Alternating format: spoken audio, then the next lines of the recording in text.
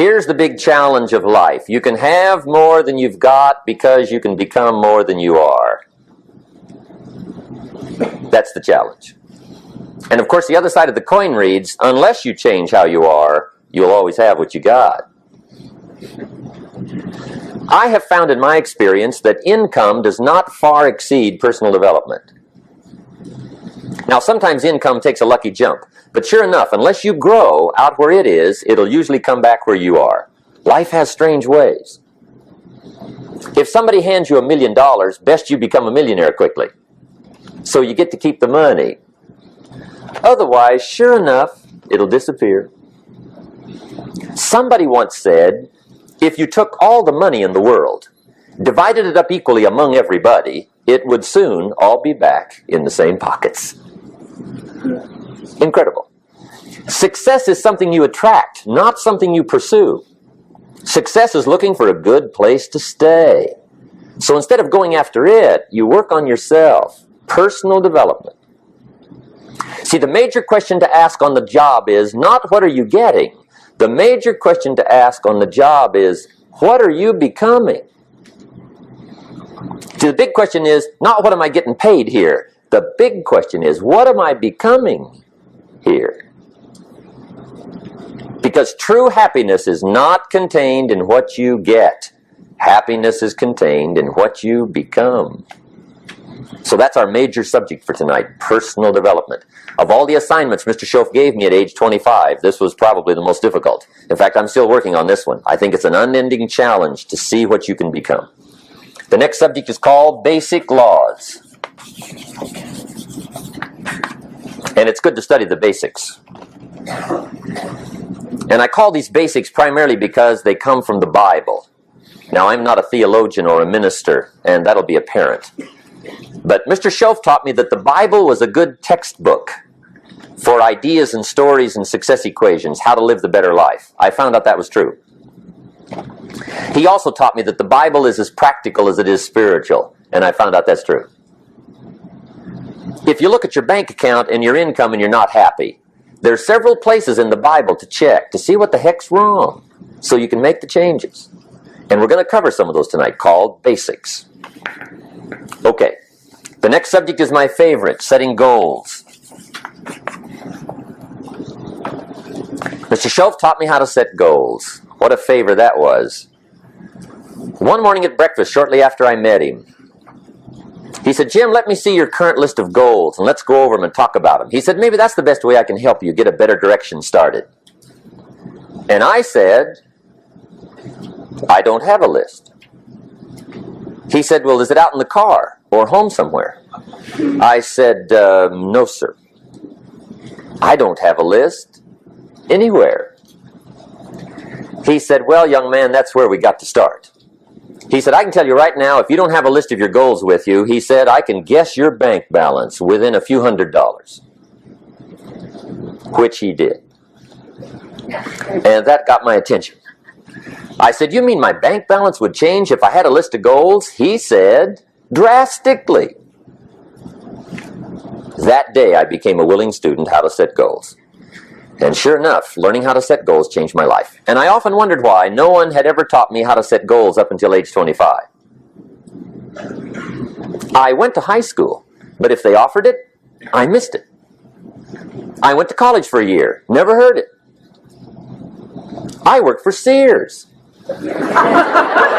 Really? And to my knowledge, Sears never taught it. Right? How to set goals. So here I am, age 25, married, my family's starting, I've been to college, I'm working, and I still don't know how to set goals. But fortunately, when I was 25, I met the man who taught me how, and it revolutionized my whole life. Economically, socially, personally, it's incredible. So I want to share with you tonight what Mr. Schoaf shared with me, how to set goals. It can be a life changer. Okay, the next subject is the negative part of the seminar. Life is part negative, so we got to talk about the negative. And this subject is called diseases of attitude. Diseases of attitude. There's a lot of things that can wreck your chances to do well. We live in a rather dangerous world, so you got to be not only wise, you got to be careful. Now, attitude diseases are just as bad as physical diseases, right? High blood pressure, heart trouble. I mean, a lot of things lace your chances to do well. So you've got to be careful. And attitude diseases are deadly. I mean, they'll destroy all the good things you start. Okay? So we'll go through those attitude diseases, how to spot them, how to look for them, what they are, and the cure. And I'm a pro on these because I've had them all, so I can give you excellent advice on these. Now, the last subject we're going to consider tonight is called the day that turns your life around. The day that turns your life around. And under this subject, we're going to talk about the emotions that can change your life. Human beings are emotional creatures. And emotions are powerful for life change. Now, of course, emotions are so powerful they can go either way on you. Emotions can either build or destroy. So you really have to employ emotions properly. We call civilization the intelligent management of human emotions. If you can intelligently apply your emotions in the right direction, no telling what can happen. Could turn your life around one day would be sufficient. So we'll talk about those. Okay. Now that's a lot to cover in one evening. But we'll keep at it here and see if we can't get it all done. I'd like to have you now jot down the theme of the seminar. Every seminar should have a theme, I guess. We've got one. It's on some of our literature if you happen to notice it. But if you didn't, for your notes, here it is. The theme of the seminar goes like this. The major key to your better future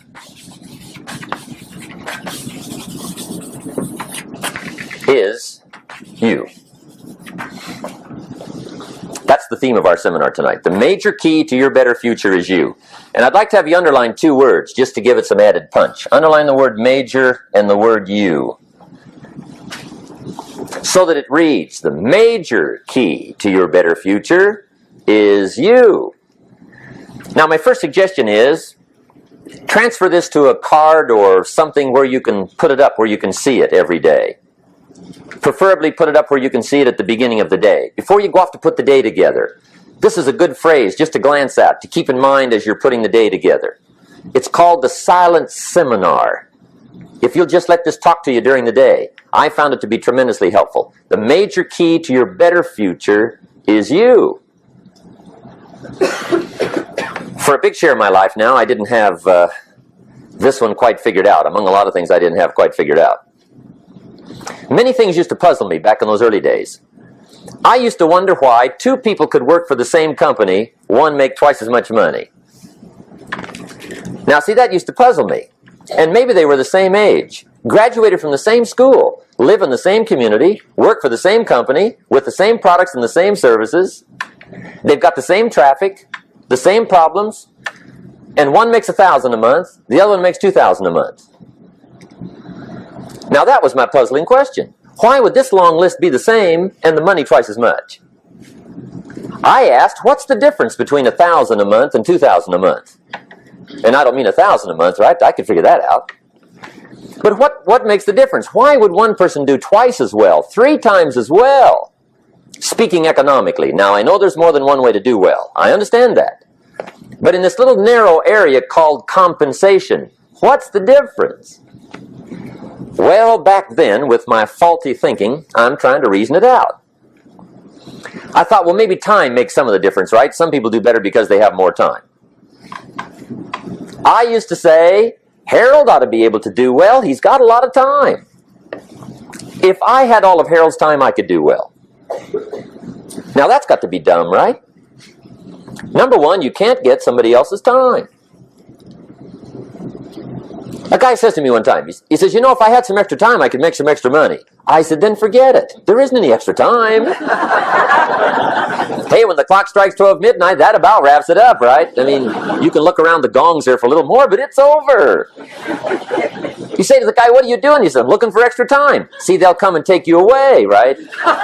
There isn't any more time. Now, if you can't get more time, which you can't, what could you get more of that would make a difference in economic results? And here's the key word. Make it a part of your notes. We're going to consider it tonight. The word is value. And I have a little phrase for your notes. Value makes the difference in results. Value makes the difference. You can't get more time, but you can create more value. Now, here's the first lesson of economics. Everybody should learn it from the time they're old enough to understand what a dollar means, how to earn one, how to get one, how to keep one, what to do with it. First lesson of economics. We primarily get paid for value. That's lesson one. Bringing value to the marketplace, that's how you get paid. You don't get paid for the time. I know it takes time to bring value to the marketplace, but you get paid for the value, not the time. Now, since that's true, here's one of the key questions of the evening. Is it possible to become twice as valuable at the marketplace and make twice as much money in the same time? Could you become 3 times as valuable? Make 3 times as much money in the same time? Is that possible? The answer is yes, if. And it's always if, right? Life is known as the big if. Harry Truman once said, life is iffy. How true. And here's the big if we're going to consider it tonight. It's possible to do much better at the marketplace if you go to work primarily on yourself. And that's the theme of our seminar tonight. Learning to work primarily on yourself. People have asked me for the last 24 years, how do you develop an above-average income? And the answer is, become an above-average person. Develop an above-average handshake. Some people want to be successful. They don't even work on their handshake. As easy as that would be to start on. They let it slide. They don't understand. Develop an above-average smile. Develop an above-average excitement. Develop an above-average interest in other people. Develop an above-average intensity to win. See, that'll change everything. Probably one of the most frustrating experiences in life is looking for an above-average job with above-average pay without becoming an above-average person. It's called frustration.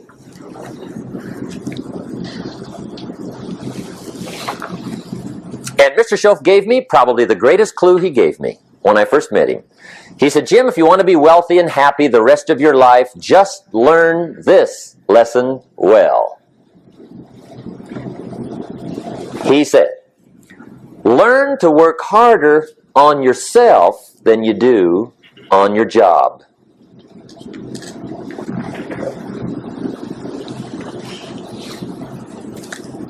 Then Mr. Schoaf gave me probably one of the most important clues among so many things he taught me, but this was in those early days. Mr. Schoaf was very kind, but he was also very abrupt. And he had these interesting questions to ask. I'm giving him a little rundown one day on how things hadn't worked out for me. He said, Mr. Owen, I've got the answer for you if you will listen carefully.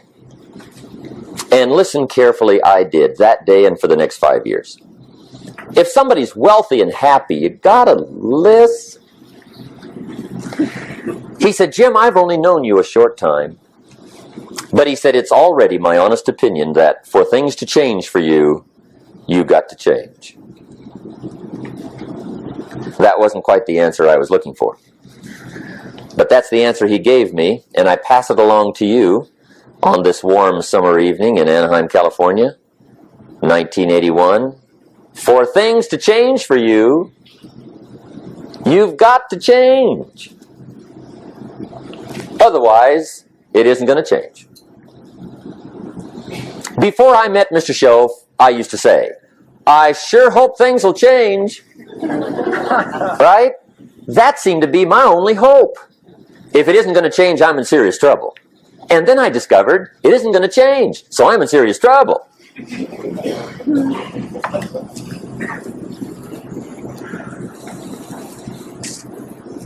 See, I can tell you what the 80s are going to be like. You have dropped into the right place. I did a seminar one time for Standard Oil executives and management in Honolulu. And we're having a conference one day around this big conference table. And one of them said to me, Mr. Rohn, you know some fairly important people halfway around the world. What do you think the 80s are going to be like? I said, gentlemen, I do know the right people. I can tell you. So they all listened very carefully. And I said, gentlemen, based on my wide experience, I can really honestly say to you, in my opinion, in the 80s, it's going to be about like it's always been. Aren't you glad you came? That's inside. I don't pass that around just everywhere. Now, of course, I said that to make a point, but I also said it because it's accurate. It's going to be about like it's always been. It isn't going to change. The tide comes in, and then what? It goes out. For 6,500 years that we know of, recorded history, and probably long before that. So it is not going to change. It gets light, and then what? It turns dark. 6,500 years. See, it's not likely to change.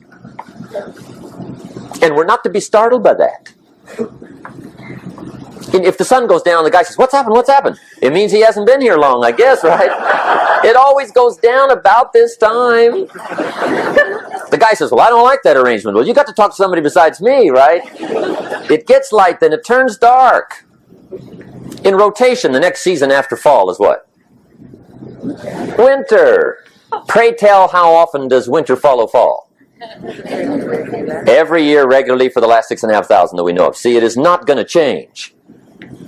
Now, some winters are long, and some are short, and some are hard, and some are easy, but they always come right after falls. It isn't going to change. Sometimes you can figure it out. Sometimes there's no way to figure it out. Sometimes it goes well. Sometimes it gets in a knot. Sometimes it sails along. Sometimes it gets in reverse. See, that's not going to change.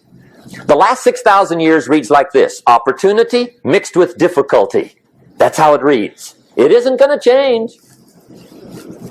The man says, well, if it isn't going to change, how will my life ever change? Answer, when you change. And whether I'm talking to high school kids or business executives, my message is always the same. And it goes like this: the only way it gets better for you is when you get better.